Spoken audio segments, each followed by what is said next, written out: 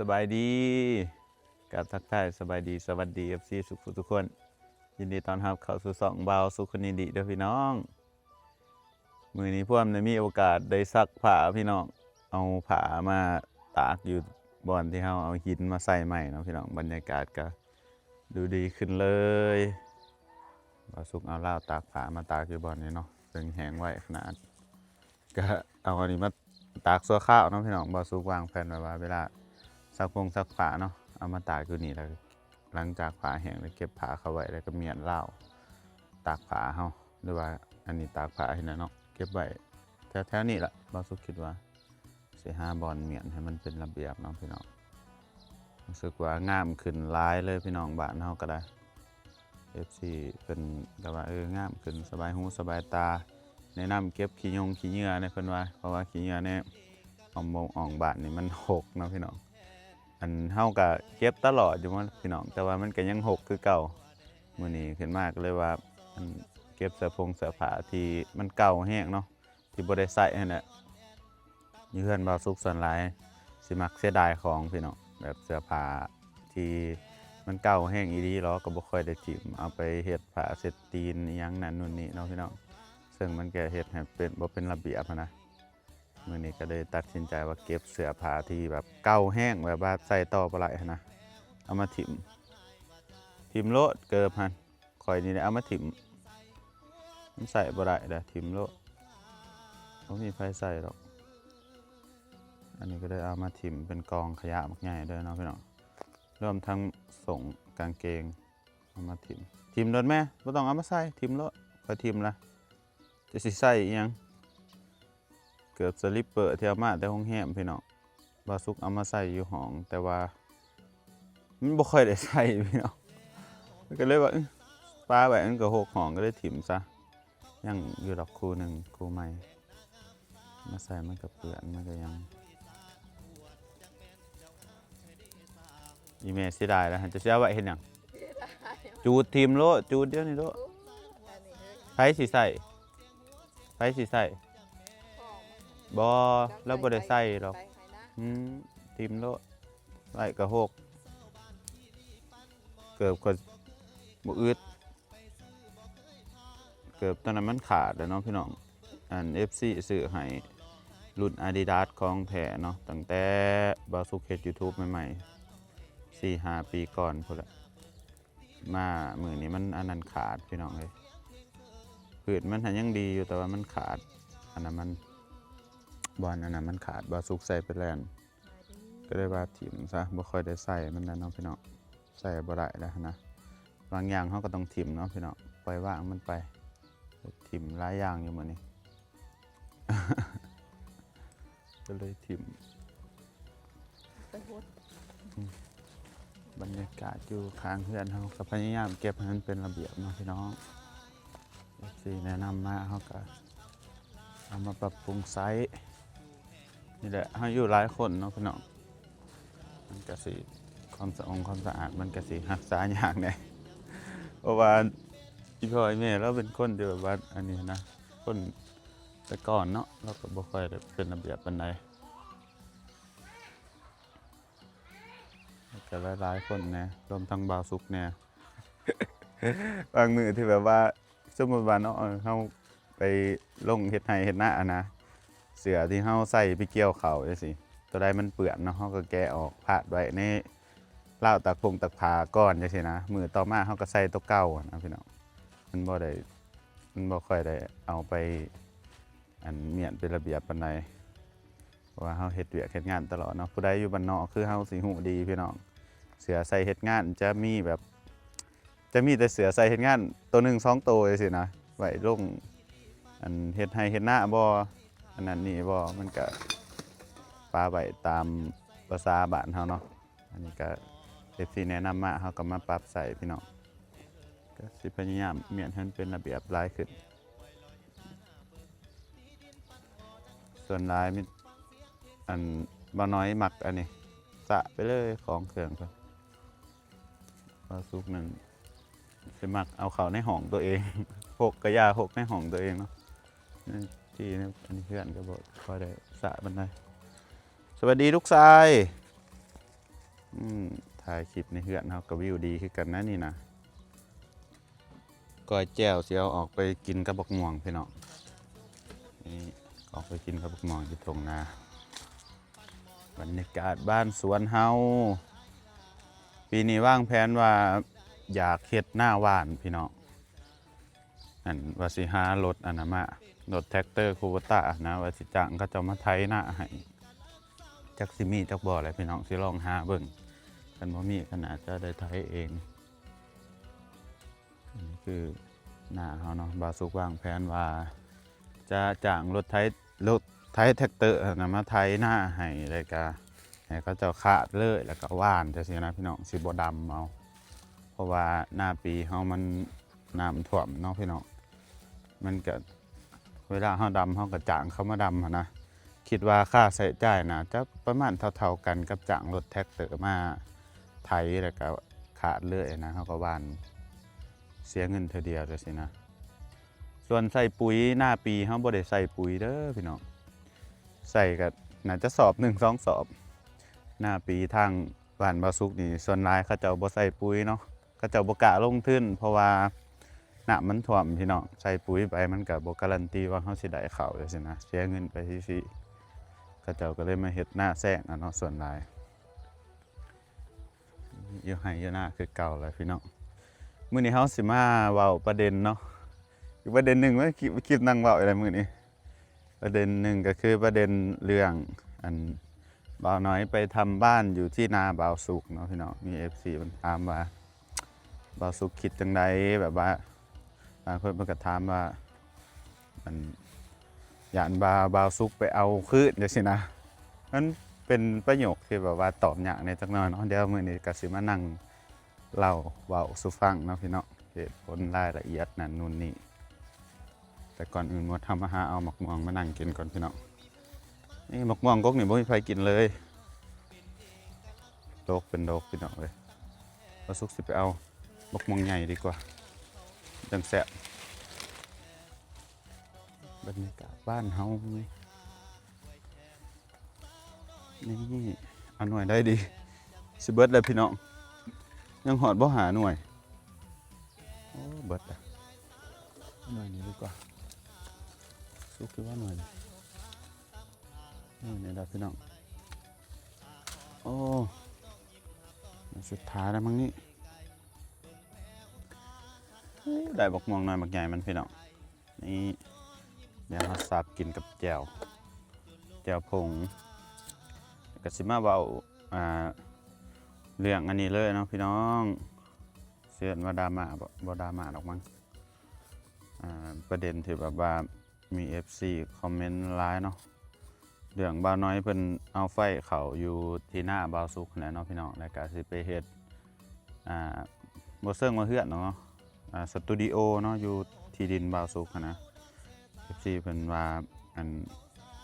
บ่าวน้อยคือไปเฮ็ดอยู่หน้าบ่าวสุกจังซี่นะแบบว่าถ้ามื้อนึงบ่าวสุกเขาไปอยู่กับไปอยู่ฟรีๆเลยแบบว่าบ่ต้องเฮ็ดหยังหั่นนะแบบว่าอยากเอาคืนยามใดก็ได้จังซี่นะพี่น้องประเด็นนี้มันก็ตอบยากเนาะซึ่งบ่าวสุกคิดว่ามันก็เป็นเรื่องที่แบบว่าอ้ายน้องกันหั่นนะพี่น้องมันต้องมีคนหนึ่งที่แบบว่าเสียสละเนาะมันจังสิอยู่ร่วมกันได้หั่นนะ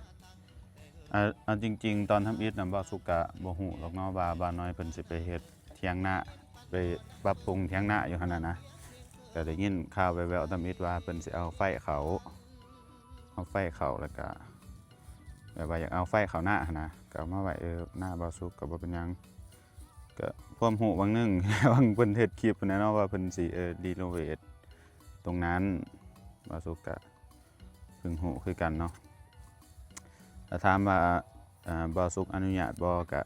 ตามใจน้องชายเนาะพี่น้องให้เพิ่นเฮ็ดเลยเพราะว่าน้องชายเฮาเองเนาะพี่น้องคันไปเฮ็ดก็ได้แล้วก็เหตุผลที่2ก็คือ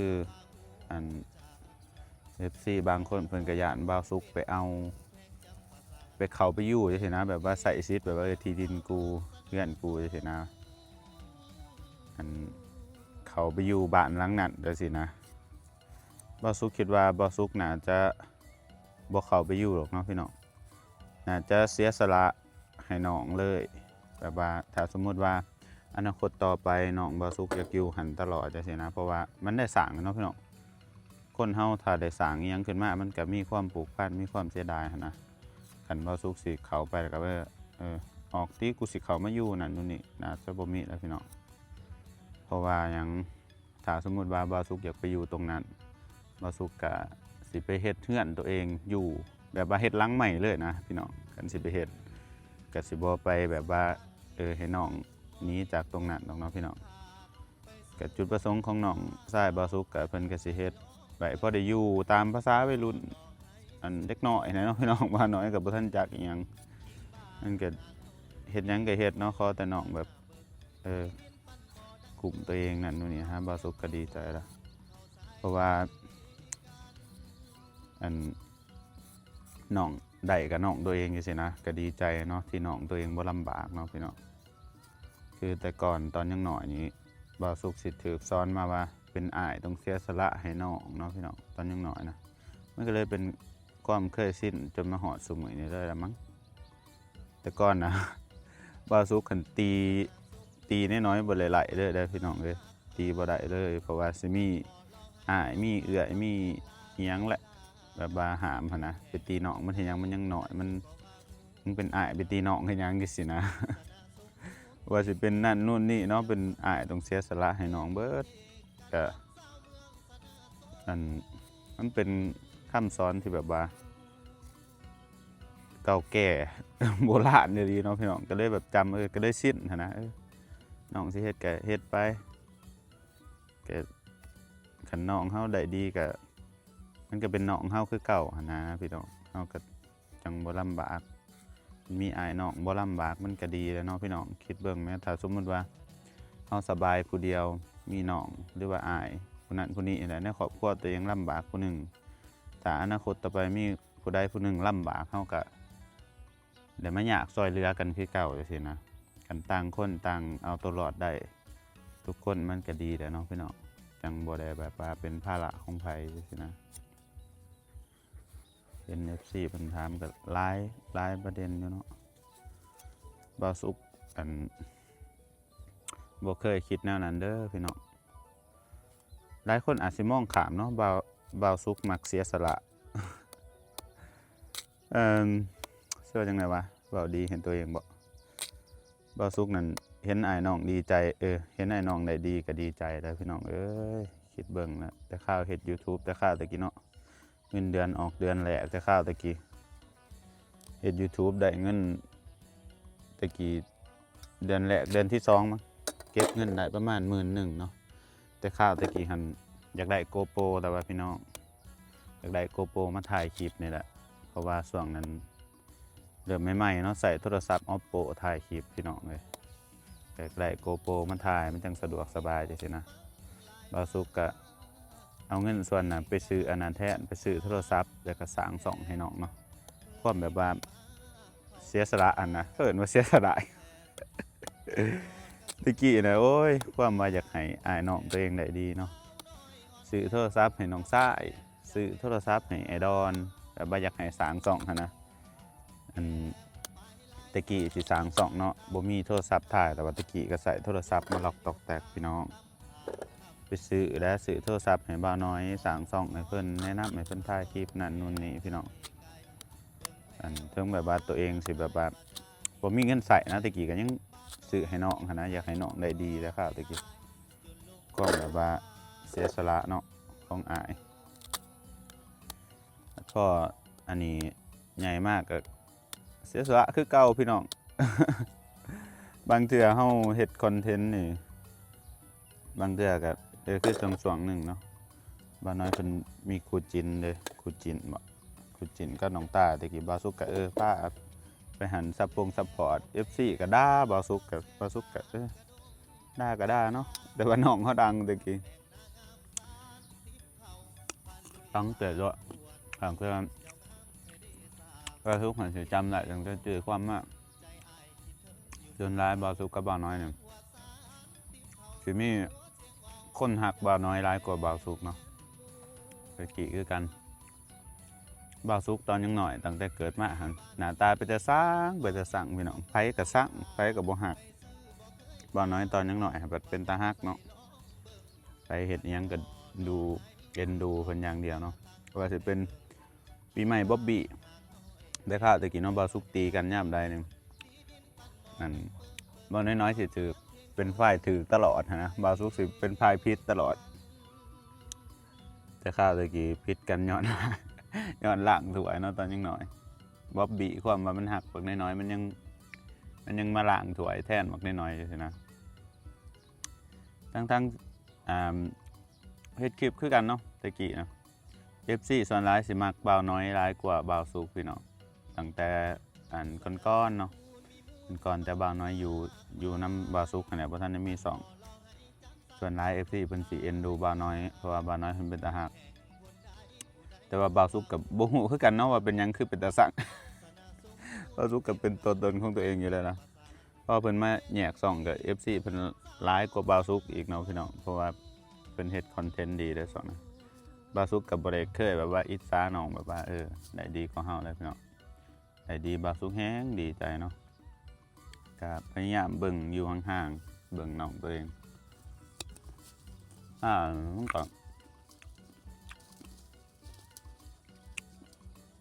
ก็เปลี่ยนไปเนาะพี่น้องตะกี้บ่าวน้อยเพิ่นดังแล้วดังแฮงมีคนติดตามเป็นแสนผู้เด้อพี่น้อง2เก่ากันน้ำนี่2ถึกปิดพร้อมกันให้เบิดทุกคนเบิดครอบครัวก็ ยังเหลือซ้ำนี่เนาะพี่น้อง บ่ค่อยดังคือเก่าแล้วไอ้สิประมาณนี้เด้อพี่น้องที่ถามว่าบ่าวสุดคือจังไดที่น้องไปเฮ็ดบ้านอยู่ในที่ของตัวเองเนาะก็ให้น้องเฮ็ดเนาะทุกคนเฮาคือสิบ่ได้ไปอยู่หรอกเนาะพี่น้องนะฮะคิดว่าถ้าอนาคตเนาะไปหูบางที่อาจสิไปอยู่บางที่อาจสิไปอยู่บางที่อาจสิบ่ได้ไปอยู่เนาะบางที่อาจสิอยู่น้ำพ่อน้ำแม่ไปจนตายก็มีเนาะพี่น้องก็ยังอีกตนอยู่หรอกอยู่กับพ่อแม่ก็ได้เพราะว่าคันบ่าวสุกแยกย้ายกันไปอยู่เพื่อนของไผของมันก็จักไผสิเบิ่งพ่อเบิ่งแม่เนาะพี่น้องก็อยากอยู่น้ำกันจังซี่นี่แหละอนาคตก็ได้ยังบ่ทันมีแผนไปเฮ็ดหยังเลยคันเฮาป้าบ้านหลังนั้นดินบ่อนหันถิ่มไปซื่อๆก็มันไร้ประโยชน์ซื่อๆหั่นนะที่น้องเฮาอยากไปเฮ็ดก็คือเพิ่นอยากไปอยู่หานแบบบ่ได้อยู่ตลอดชีวิตหรอกแบบว่าไปดินไปเป็นบ่อนดินบ่อนเฮ็ดคลิปบ่อนหยังเป็นสตูดิโอนะพี่น้องตามภาษาวัยรุ่นนั่นแหละเนาะก็ให้เพิ่นเฮ็ดถ้าสมมุติว่าน้องยังอยู่ตลอดไปอยากอยู่ในหันตลอดก็อยู่ได้เนาะพี่น้องบ่าวสุกบ่เข้าไปเอาหรอกเนาะบ้านหลังนั้นถ้าสมมุติว่าน้องสิอยู่คันบ่าวสุกสิไปอยู่ในหันบ่าวสุกต้องเฮ็ดใหม่เลยนะเฮ็ดบ้านใหม่เลยเพราะว่าคือสิบ่ถูกใจบ่าวสุกหรอกเนาะใช่บ่าวสุกไปอยู่นั่นล่ะคันไปอยู่ก็มีคนบอกอยู่แล้วเดี๋ยวคันสมมุติว่าบ่าวสุกเข้าไปอยู่FC ก็สิว่าแล้วโอ้สำบายเนาะมีน้องเฮ็ดไว้ให้แล้วนะเดี๋ยวเขาไม่อยู่ย่ำใดก็แล้วบ่าวสุกบ่ไปอยู่หรอกพี่น้องเสียเทื่อนอยู่เองถ้าสมมุติไปอยู่แต่ว่าตอนนี้ก็อยู่ในบ้านอีพ่ออีแม่ไปก่อนเนาะบ่าวสุกก็ปรับปรุงบ้านน่าจะอยู่เป็นหลายปีอยู่แล้วจนเฒ่าคงบ่จักอนาคตเนาะบ่ฮู้คือกันเด้อพี่น้องเด้ออยากให้น้องตัวเองได้ดีเบิดทุกคน YouTube แต่ละคนก็คือจังบ่ไปบ่มาเนาะคือไอดอลหั่นแหล้วเพิ่นก็หน้าเพิ่นก็หน้าพ่อเฒ่าไม่เฒ่าจังซี่นะได้ก็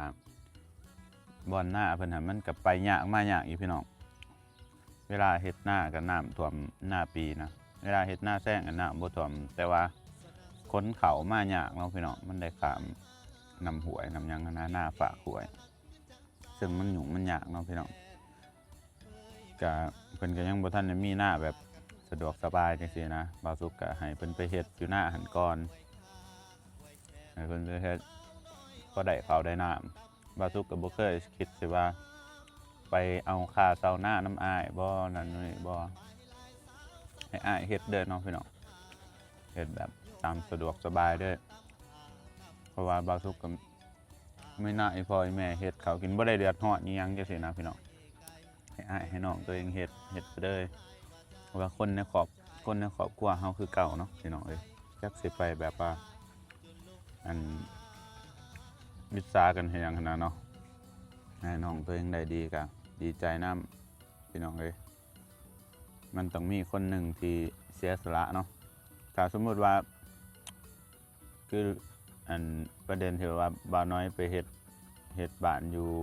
ที่ดินบ่าวสุกนี่ถ้าสมมุติว่าบ่าวสุกบ่เสียสละให้น้องเฮ็ดนี่มันก็ผิดกันหั่นแหละเนาะพี่น้องอ้ายน้องกันมันก็ผิดกันมันก็มีเรื่องบาดหมางนำกันหั่นนะมันก็บ่ถือกันว่าซั่นซะซึ่งอันเฮาเป็นอ้ายเฮาก็เสียสละไปแล้วก็แล้วเนาะพี่น้องเฮาก็บ่ได้เดือดร้อนอิหยังหันนะน้องไปเฮ็ดอยู่ในหั่นเฮาก็มันก็บ่ได้มีผลเสียหยังกับเฮาอันบ้านก็หลังน้อยๆบ่ใหญ่ปานใดหรอกพี่น้องเอ้ยคันว่าสิอันนี้ก็ได้คันว่าสิเข้าไปอยู่ก็ได้คันว่าสิไปอยู่ก็เฮ็ดใหม่ซะเนาะบ่าวสุกก็ได้ประมาณนี้เนาะน้องกันเฮ็ดหยังก็เฮ็ดยังไปเพราะว่าน้องก็ยังมีอนาคตที่ดีพี่น้องครอบครัวเขามีความสุขสืบกันแล้วก็แล้วส่วนบ่าวสุกก็สิอยู่จังซี่ล่ะหาถ่ายคลิปเนาะบ่าวสุกเอาตัวรอดของตัวเองได้อยู่น้องเขาก็กำลังใหญ่เนาะพี่น้องให้มันเฮียนหูไปเอายังไปเฮ็ดไปเลยไปทุกคนกลับมานี่มันเริ่มมากินแจ่วน้ำกันแจ่วหมักม่วงเนาะบ๊ายบายดูพี่ปิดคลิปเนาะบ๊ายบายบ้างบ๊ายบาย